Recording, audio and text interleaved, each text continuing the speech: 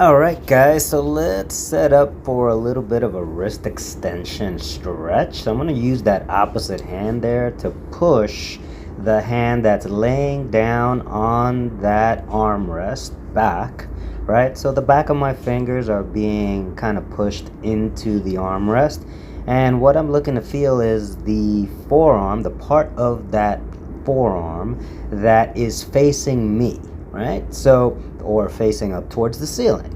So I'm looking for that stretch in that position, and I'm trying to hold it for about a minute or two, preferably that 2 minute mark. And right after that 2 minute mark, that's when the fun begins, because that's when we're going to start applying our isometric contractions. So right around here, you see me breathing differently here, and that's because the hand that's being pressed back is pressing into the opposite hand. So one hand is pressing into the other while the other hand is pressing back with equal amounts of force, right? So right here I'm applying that Pale's contraction, and I'm trying to push the hand that is laying on that armrest, right? That wrist is pushing against that opposite hand with a decent amount of force, ramping up that intensity pretty nicely. And as you could see here, I separated the hands just to show you that I switched over to my rails contraction, which means that I'm taking the back of my fingertips and I'm driving it towards the chair, trying to get into a little bit more wrist extension.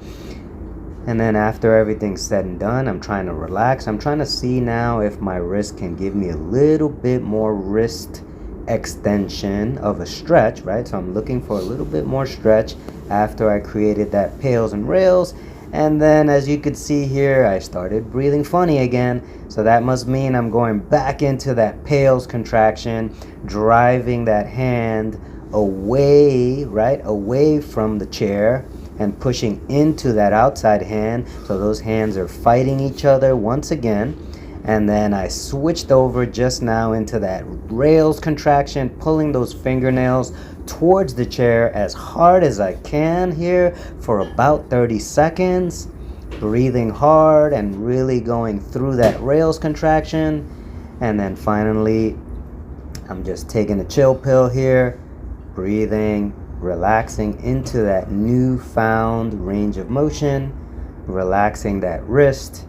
And after everything is all said and done and all those tissues have relaxed, then what I'm going to take myself into is my wrist cars once again, right? So I'm going through those wrist cars to make sure that now my nervous system knows, hey, Albus did all that work, and he wants to keep all that work. He wants to keep some of that.